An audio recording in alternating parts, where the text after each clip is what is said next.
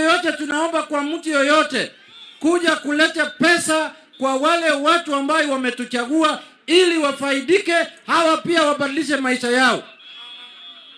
Mambo ya kusema ya kwamba sisi watu yetu hawezi kusaidika, mambo hiyo imekwisha. Tumeweka katika kaburi la sahau. Mambo ya unajua hii nchi ilikuwa inakopa deni miaka 50, inaomba deni ili kuendeleza maisha na maendeleo ya sehemu moja peke yake hapa Kenya.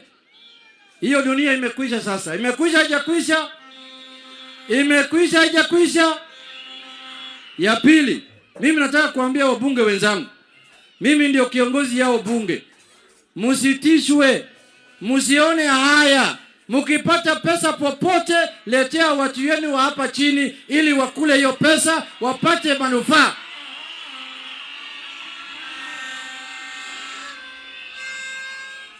Bana, vitisho ni nini bana? Mimi saa hii nimetoa 10 million the other day. Nikipata 20 million pia nitaleta.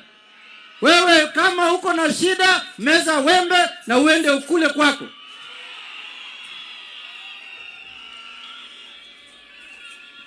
Mimi nimechaguliwa na watu ili nisaidie watu.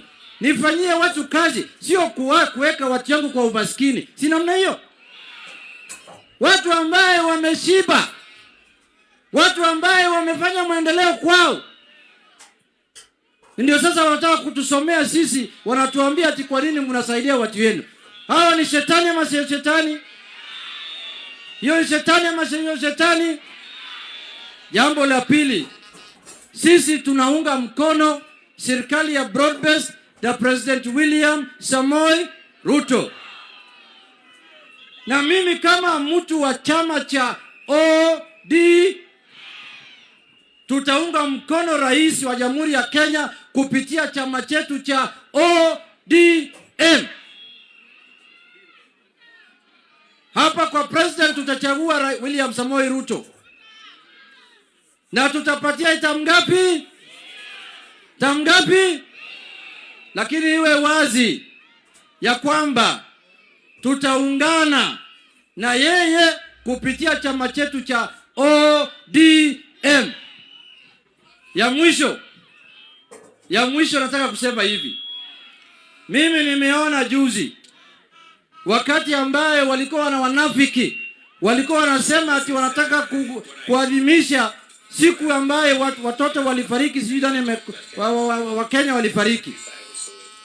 Lakini Rigathi Gachagua alisema watu yao wakae nyumbani, wasitoke, wakunywe chai na mkate nyumbani. Yeye alikuwa anafikiri watu ya Nyanza ndio watatoka kufanya maandamano. Tunasema ng'o.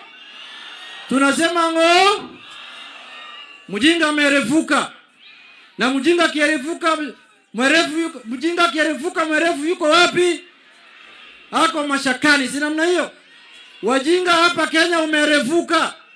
Wakati ya kudanganya wa Kenya, wakati ya kudanganya watu ya hapa, wawe kwa barabara, wawe kwa maandamano, wakuwe na maafa, wasipate maendeleo, wakati yao imekwisha. Na sasa tuko katika barabara ya William Samoei.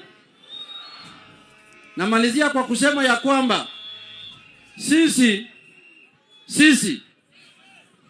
tulikuwa wafuasi ya baba, si namna hiyo? Na baba alituacha ndani ya broad-based, si namna hiyo? Mimi nataka kueleza wengine, wazee ambaye miaka yao sasa ni miaka 70 na kitu. Watu kama Siaya governor wa Siaya ambaye amemaliza maisha yake katika maandamano. Wangapi wako tayari kufuata kwa maandamano? Nene kwa mkono hapo. Wadani.